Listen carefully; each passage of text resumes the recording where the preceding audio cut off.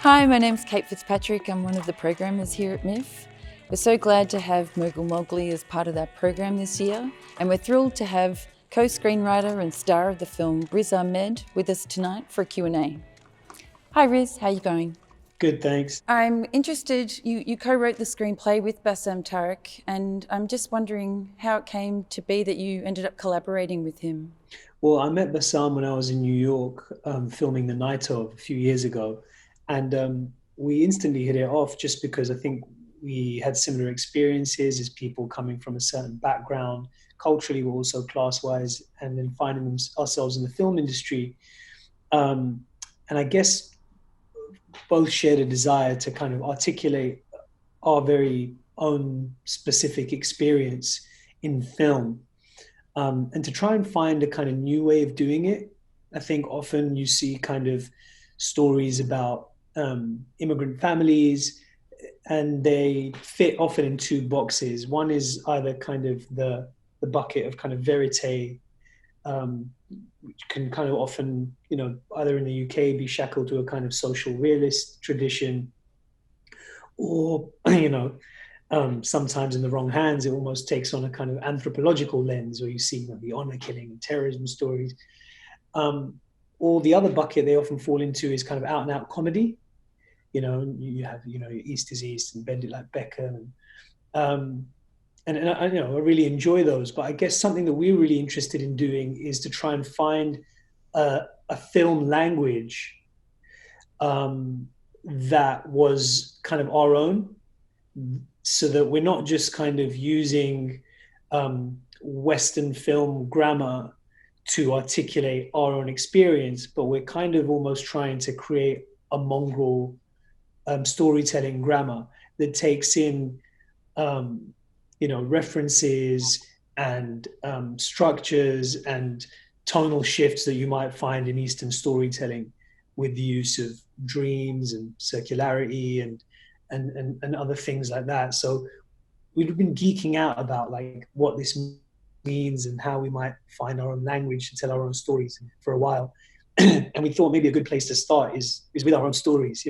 If we're going to experiment with form and with tone, maybe we should kind of stick to a story that we feel really comfortable telling, which is kind of drawn from our own personal stories. In regards to home and the fact that Zahir goes home, this feeling of connection but also disconnection for him, is that something that you've experienced yourself as your own work takes you far afield? Yeah, I think something that the film touches on is actually something that a lot of people can relate to now post-COVID, which is, if you think about it, the film is about a workaholic who's chasing all the wrong things, and a health crisis forces him to go into a kind of lockdown, a purgatory, where he has to examine what he's been prioritizing and what really matters in life. And I think we can all really relate to that, actually.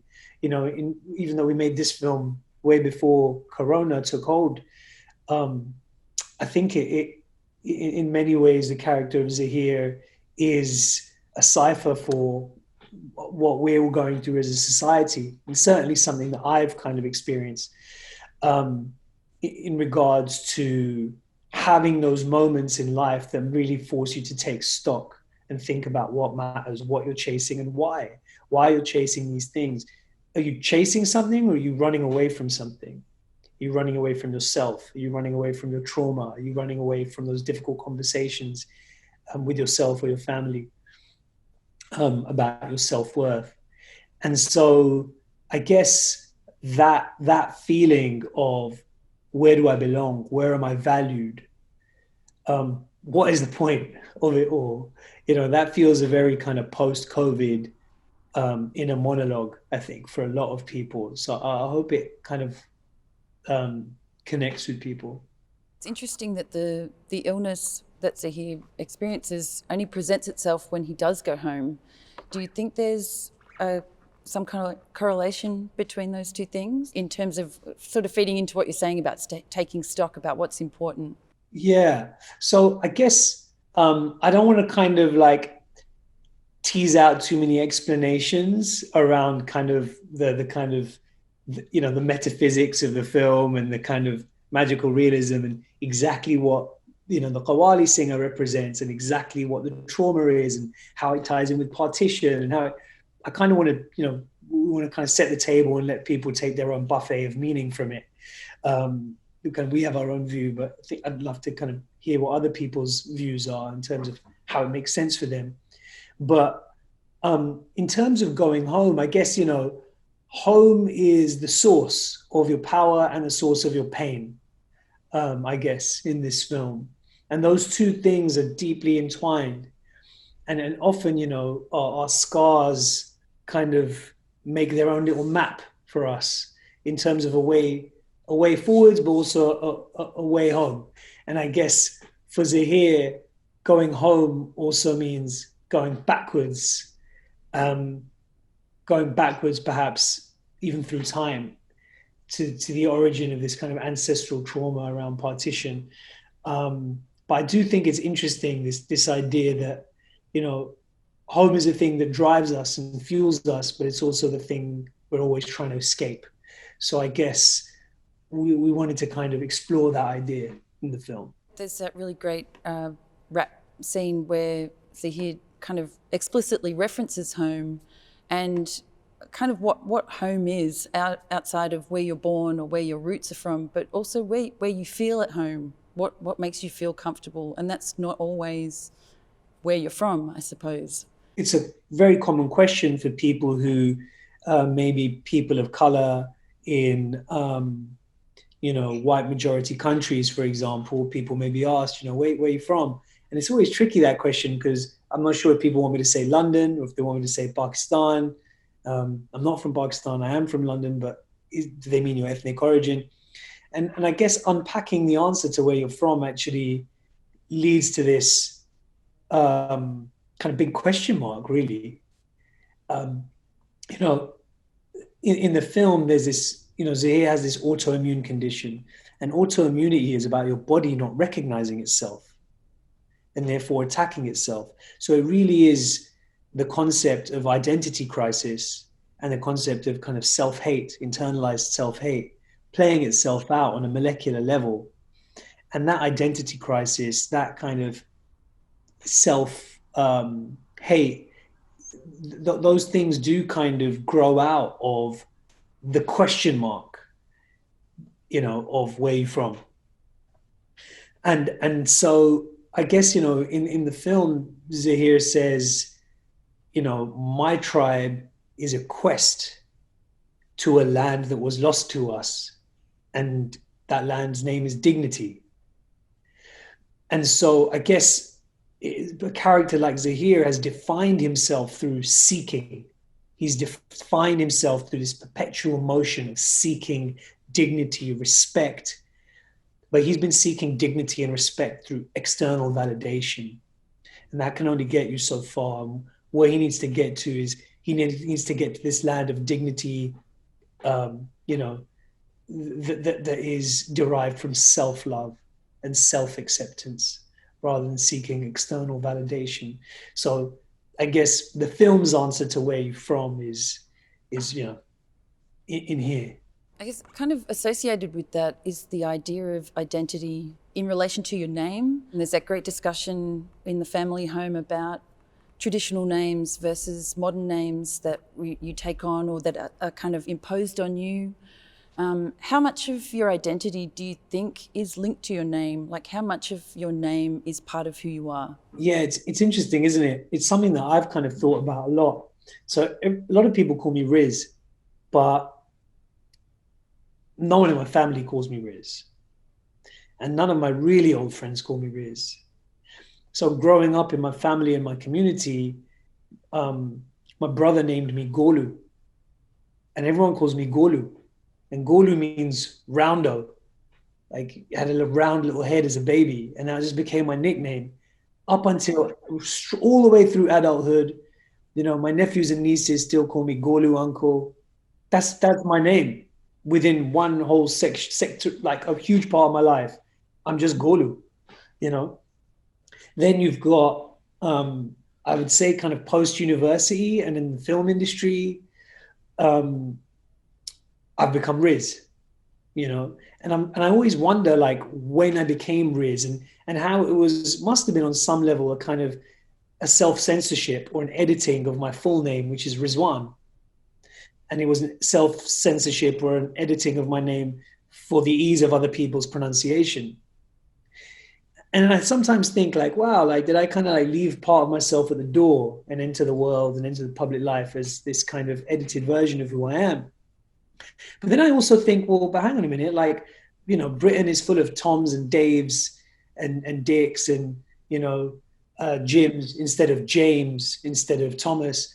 And maybe Rizwan to Riz is just a way of kind of stretching the pantheon of famous British three-letter names, you know.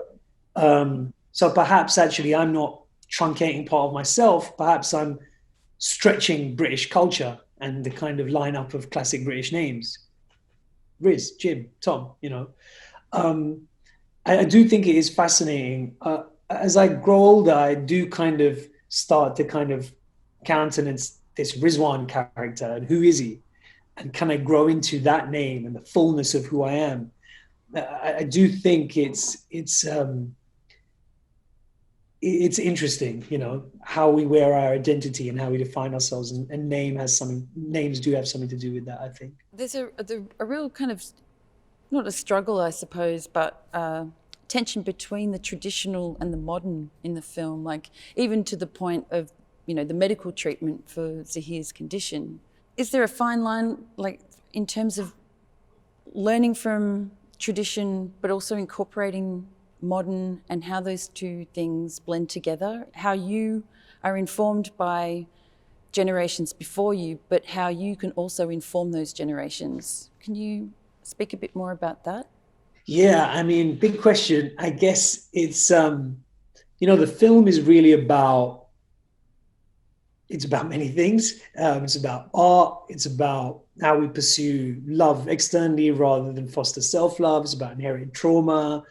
It's about lots of things, but I guess part of the illness and the treatment thread is about this idea of kind of what we inherit. You know, how much can we define who we are? How much is who we are inherited? Whether it's a genetic condition, whether it's a predisposition for like failing, and how much of that inherited trauma do we kind of take on? I guess the difference between the modern medical treatment and the traditional kind of spiritual treatment that takes place is, in this film at least, is that the spiritual treatment is a kind of emotional and psychological one. It forces Zahir to confront the source of his ancestral trauma, you know, that his father has tried to suppress and not talk about, which is his journey from India to Pakistan in the kind of horrific bloodletting of partition. And so when he experiences his own bloodletting, he's transported back there. So I guess within the kind of spiritual and emotional dimension of the film, that is really important. Having said that, you know, importantly in the film, we don't discount the modern medical treatment, which is also absolutely central to getting Zahir back on his feet. And so I think that there is this kind of tension, but also this synthesis between these elements. And I think part of what the character of Zahir and what the film represents is that it needn't be an either or. Sometimes when we feel that we're forced to choose either or, it can tear us apart. It can lead to this inability to work out who we are, this self-hatred that can play out through illness and mental, whether mental or physical. But actually there can be this synthesis. Zahir draws a lot on his background, his heritage, for that kind of inform or feed into his own rap lyrics. But he also feels this chasm between himself and his past. Do you share that kind of experience in your own rap work? Like, because you are an artist yourself, like, is part of the story born out of that experience of your own? Yeah, it's certainly a very personal film, you know, to the extent where all the music in the film is my music. It's all taken from my recent album, The Long Goodbye. All the spoken word, all the rap pieces. And so I guess, something that I'm really cognizant of is hip hop as a black art form that's grown out of that particular struggle, and is really, a language of African American kind of resistance and self love, self knowledge, and in kind of borrowing from that toolkit, as many kind of marginalized communities have around the world. I also kind of feel it's really incumbent on us to kind of contribute to that culture, and not just extract from it. And so I've always been really interested in how I could contribute the grammar of my own musical heritage to hip hop. And on that journey, I've kind of really arrived at this kind of fascination and this reverence for Qawwali music. So Qawwali music, which is portrayed in the film by this character, Toba Tek Singh. Qawwali music is a kind of a North Indian and Pakistani kind of Muslim Sufi music. It's a kind of a gospel jazz. It's gospel because it's devotional. It's jazz because it's often improvised as well. And it has this kind of punk energy to it. And it actually kind of combines singing with spoken word, with a kind of rapping as well, particularly if you look at Qawwali singers like Aziz Mia, who was a big inspiration for this character. And so I guess where my music is at today is very much a synthesis of, the music and the palette that I find around myself in London, which heavily draws from Jamaican sound system culture, American hip hop, UK grime, drum and bass, these music genres of Black origin, but then also Qawwali music and Bollywood music and Sufi music. And that's a kind of template that I've been kind of working on for a while with the Sweatshop Boys, which was my band previously, and then also in The Long Goodbye. So yeah, I think that musical synthesis that Zahir kind of undertakes helps him to synthesize who he is. He takes this old Qawwali by Toba Tek Singh. Toba Tek Singh is a Qawwali singer talking about displacement and his own kind of sense of, homelessness. He takes that and he makes that his own to express his own, sense of displacement, but then actually also hands that on, just like Toba Tek Singh handed that onto him. And Toba Tek Singh, for people who might not get the reference, just as a kind of Easter egg, Toba Tek Singh is actually a character from a very famous short story by the Pakistani writer Manto. And Manto wrote this story about someone in a kind of psychiatric home. He describes it kind of, at that time as a lunatic asylum, let's say. So, and this kind of institution has to decide which of its inmates go to Pakistan and which of them go to India. And there's one character who decides to basically live in no man's land. And so Toba Tek Singh is a reference to a character who, in the midst of madness, decides defiantly to make their home in no man's land, to decide to make that in-between space their home.